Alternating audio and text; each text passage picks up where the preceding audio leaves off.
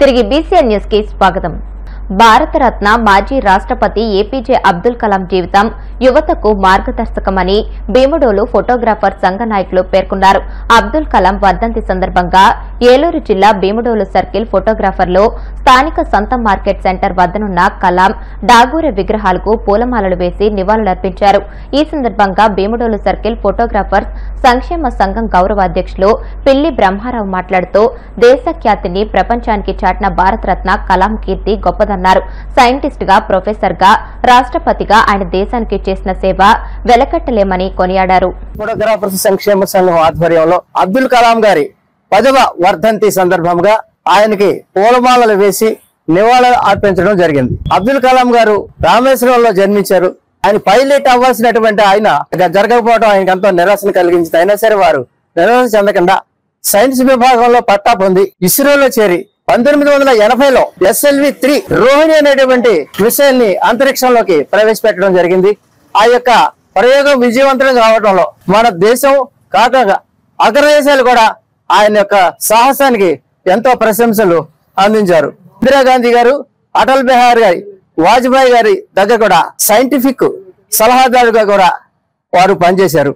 వారు చేసినటువంటి పనులన్నింటికి ఎంతో ప్రశంసించి వారితోటి మన్నలను అందుకొని భారతరత్న బిరుదు కూడా ఆయన సంపాదించుకున్నారు. 2002లో భారత రాష్ట్రపతి 11వ రాష్ట్రపతిగా వారు పదవి ప్రమాణ స్వీకారం చేశారు. ఆ సంగతిలో కూడా ప్రపంచ దేశాలు కూడా ఆయన ఎంతో ప్రశంసించారు.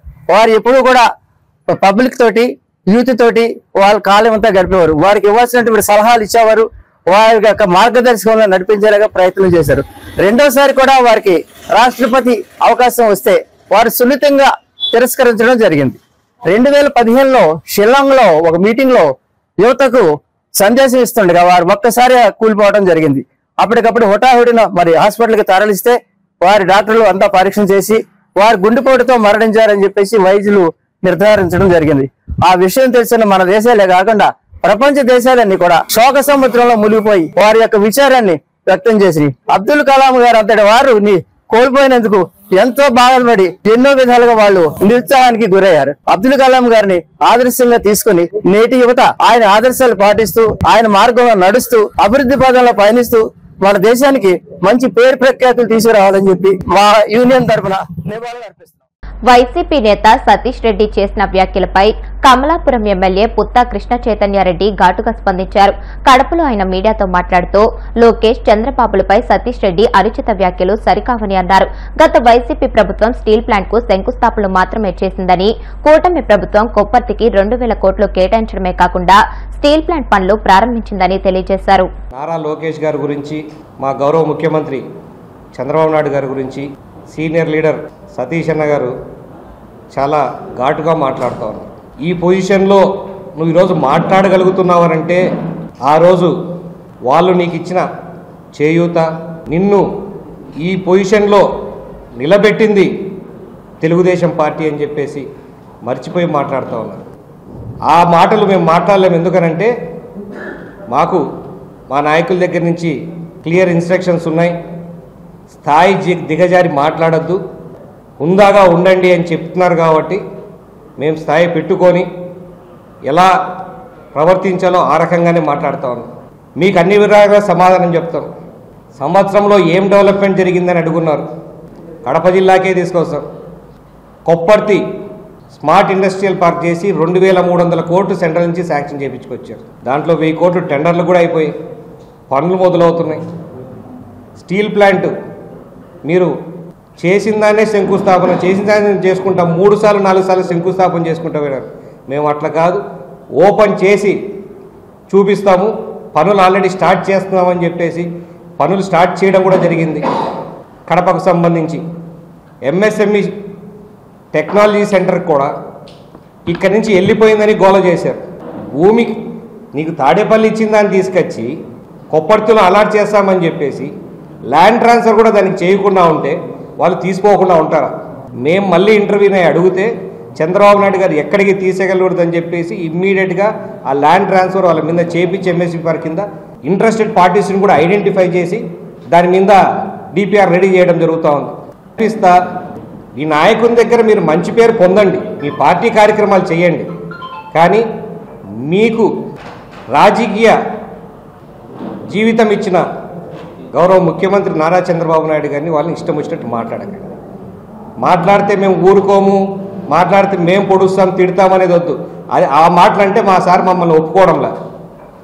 ఏదన్నా అభివృద్ధి మీద మాట్లాడమని చెప్పున్నారు ఆ రోజు మా రవీణ వాళ్ళు.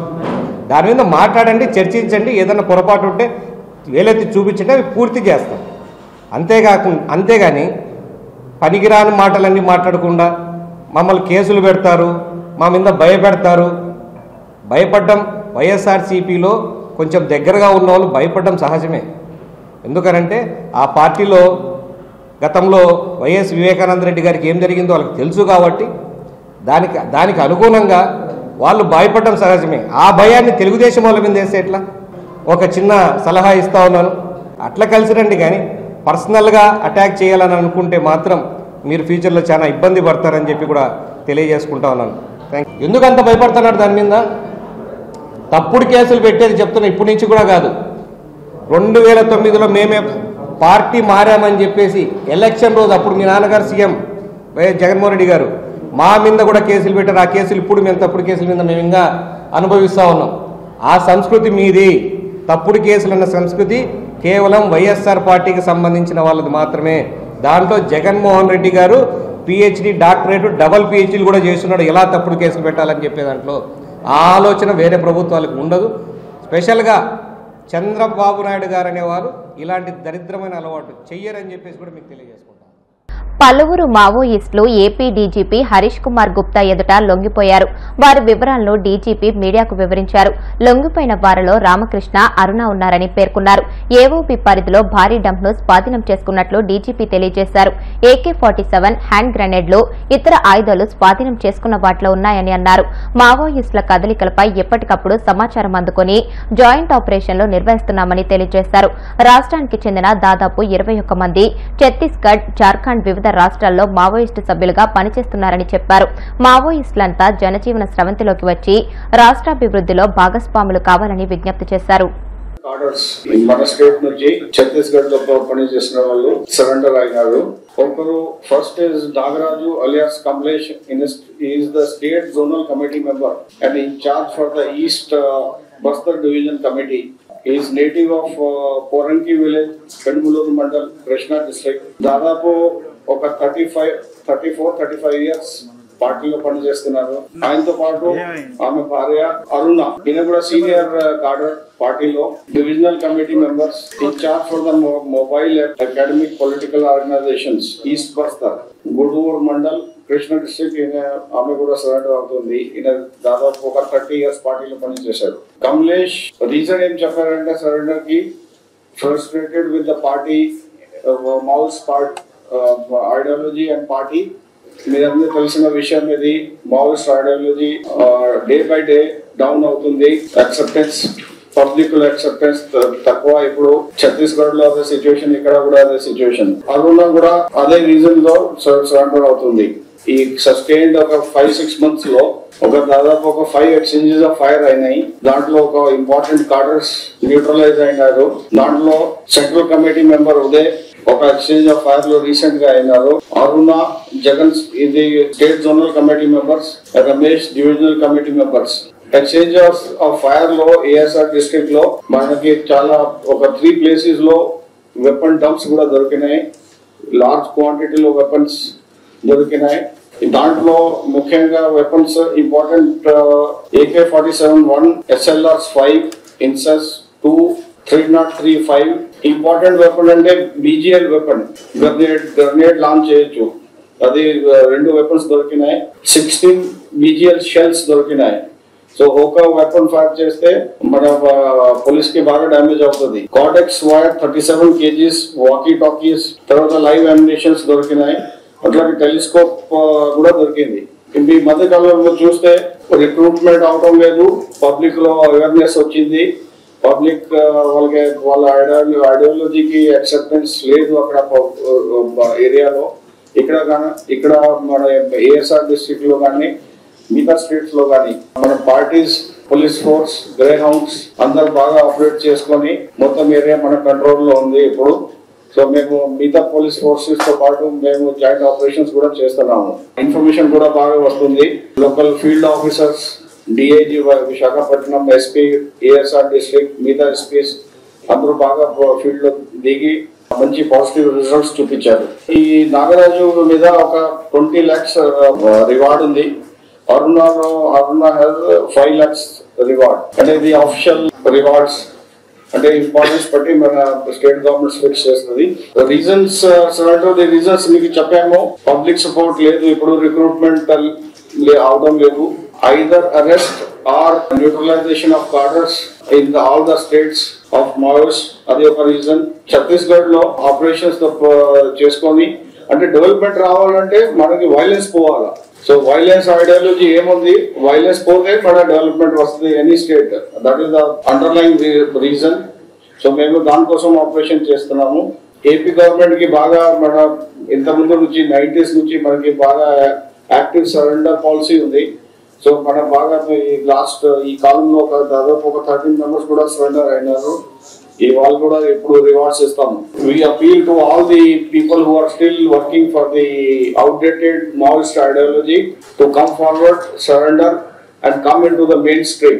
So that is the appeal from the police side, so that they can participate in the development of the nation, development of the state. ఇప్పుడు మన స్టేట్ నుంచి దాదాపు ఒక 20 members ఇంకా ఛత్తీస్గఢ్ మిగతా స్టేట్స్ లో పనిచేస్తున్నారు, సీనియర్ కార్డర్స్. సో వాళ్ళు కూడా అపీల్ చేస్తున్నాము, మీరు రండి, సరెండర్ అయింది. ఈ డెవలప్మెంట్ లో మన రాష్ట్రంలో బాగా డెవలప్మెంట్ సైడ్ పోతుంది. మీరు కూడా దాంట్లో భాగస్వామ్యం అయి మంచిగా. వార్తలు ముగించే ముందు ముఖ్యాంశాలు మరొకసారి. తిరుమల శ్రీవారిని దర్శించుకున్న హోంమంత్రి అనిత, ఆలయ మర్యాదలతో స్వాగతం పలికిన అధికారులు. చంద్రబాబు డైవర్షన్ పాలిటిక్స్ తో ప్రజలను మభ్యపెట్టాలని చూస్తున్నారన్న వైసీపీ మాజీ ఎమ్మెల్యే సుధాకర్ బాబు. లేని లిక్కర్ స్కామ్ ను సృష్టించి ఎల్లో మీడియాతో విష ప్రచారం చేస్తున్నారని ఆగ్రహం. కడప జిల్లాలో నేరాల నియంత్రణకు జిల్లా పోలీస్ యంత్రాంగం పటిష్ట చర్యలు చేపట్టాలి. కర్నూలు రేంజ్ డీఐజీ కోయ ప్రవీణ్ సూచనలు. వాడపల్లి వెంకన్న ఆలయంలో ప్రత్యేక పూజలు. మంగళ వాయిద్యాల నడుమ శ్రీ స్వామి అమ్మవార్లకు మేల్కొల్పు సేవ, ఐశ్వర్యలక్ష్మి హోమం. ఈ వార్తలు ఇంతటితో సమాప్తం. మరిన్ని వార్తల కోసం BCN digital YouTube channel, Facebook page ని ఫాలో అవ్వండి. అప్డేటెడ్ వార్తల కోసం ప్లీజ్ సబ్స్క్రైబ్.